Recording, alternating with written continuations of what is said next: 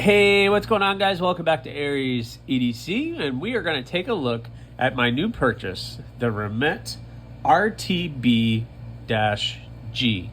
So I picked up this knife for several reasons because it checked a bunch of boxes for me, and we're going to talk a little bit about it in this just quick review.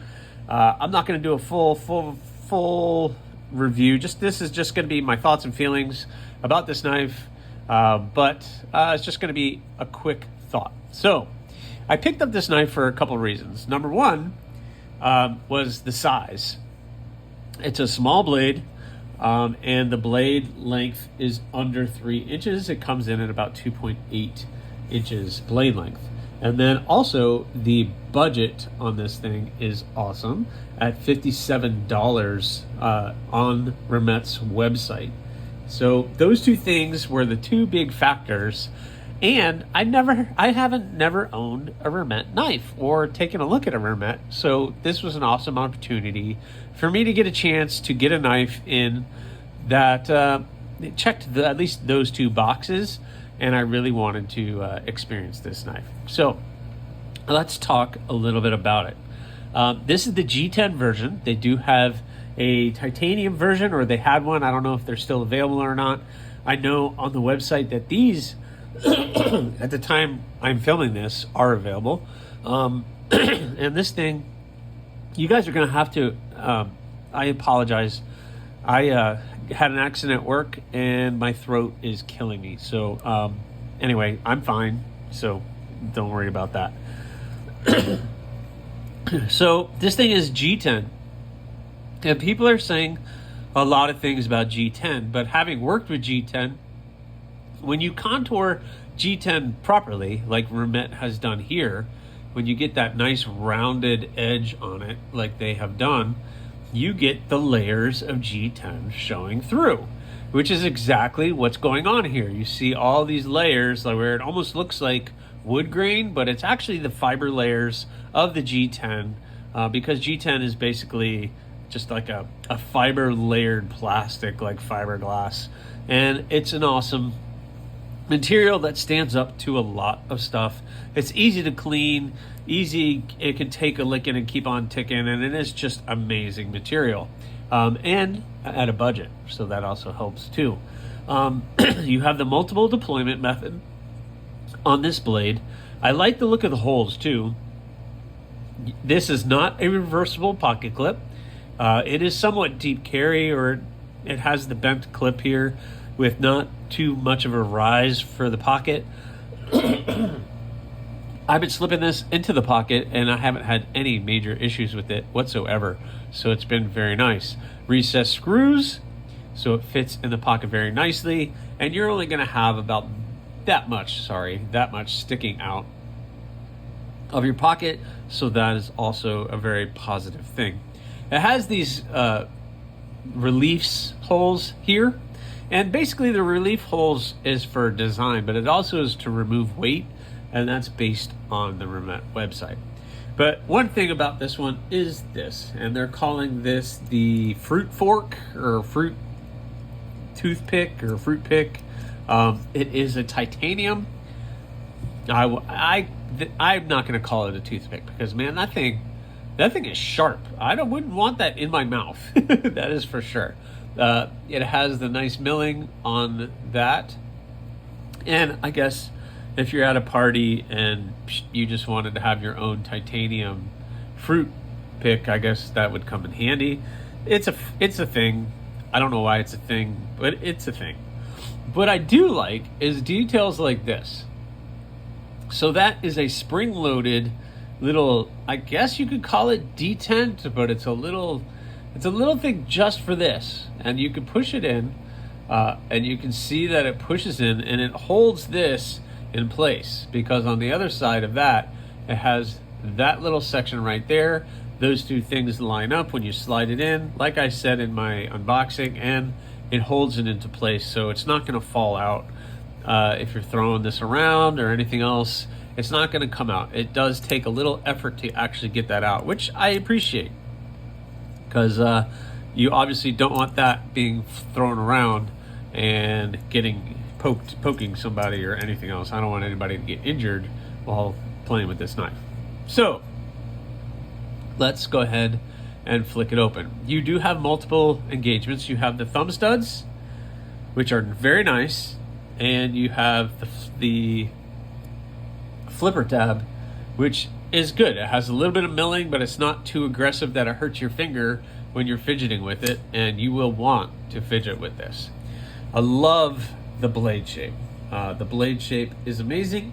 The blade, it is 14C 28N, and they're calling this finish a ceramic sand spraying process. I'm not sure what that is, but from what I understand is they have this ceramic sand, which is like ceramic, very fine ceramic, and they're just blasting this blade with that. I think that's what it is. Maybe I'm wrong.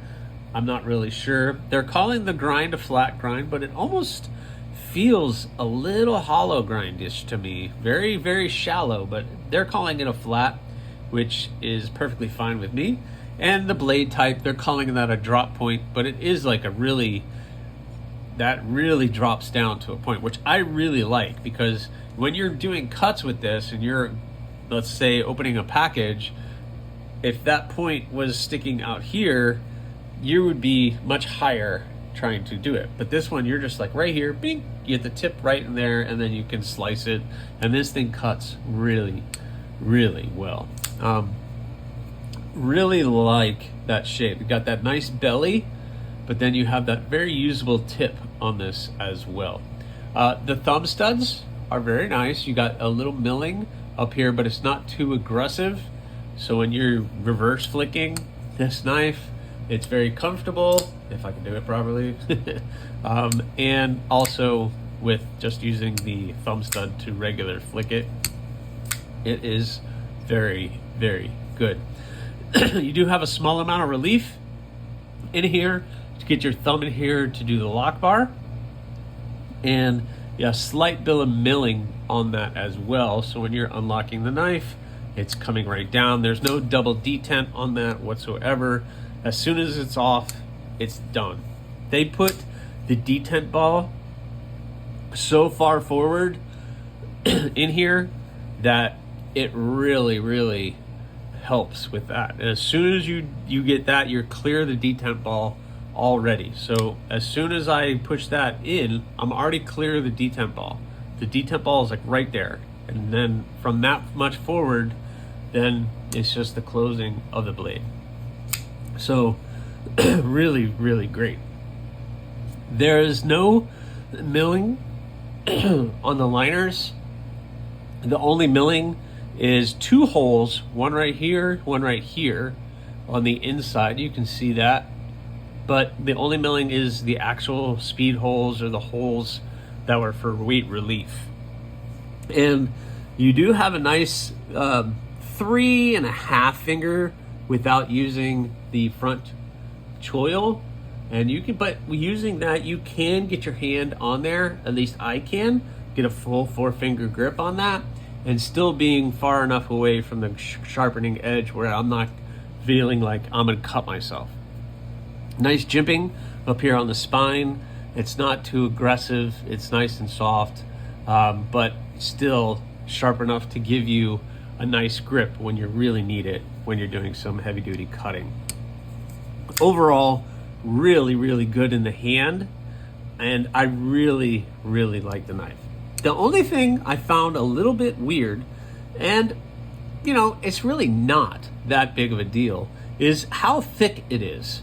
So let's do some size comparisons real quick, and we're going to talk a little bit about that. So there it is against the Rat 2. Again, we're pretty much the exact size of the Rat 2, and again coming in about probably the exact same size as the Elementum. Yep, pretty much the exact same size as those two things.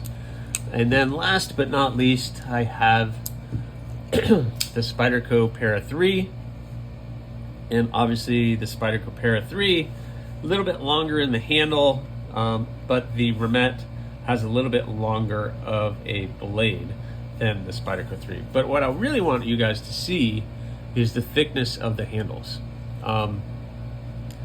Let's see, how can I show you guys that? The Remette is actually thicker in the handle than this Para 3. And that is mostly due to the rounded G10, which I really, really like. But it's not just the rounded G10. It's the thickness of the liners. And this thing does have some weight to it. It's kind of a heavy weight. They have the knife weight at 3.5 ounces. But I feel like if they used a thinner gauged material for the liners, that might cut down on the weight considerably. So like if you look at the thickness of the liner on the Elementum, I'm going to see if I can show this to you guys. It's just a little bit skinnier than the Elementum. Maybe not. I also have my Waypoint, my Quiet Carry Chase here. Not my Waypoint, my Chase. And this is the same. It's not a nestled liner, which that would have been cool too if they would have nestled the liner, like let's say a CJRB Light, and nestled the liners under the scales. That would have been really cool too. But you can see the gaugeness, the gauge thickness. I don't know, hopefully you can see the gauge thickness between the Quiet Carry and the Remette. It's just a little bit thinner gauge liner. And if they would have used just a thinner gauge liner, I think it would, sorry guys, but what I was saying, if they would have used just a thinner gauged liner, I think it would have just thinned this blade out just enough to make it perfect. And that would have been a lighter blade with a little bit thinner in the hand. But I think it's still an amazing option for you, and probably gonna be up there for budget blade of the year. But who am I? I am just a knife maker. So anyway guys, I hope you enjoyed this one. Please subscribe, like, leave a comment, or not. The choice is always yours.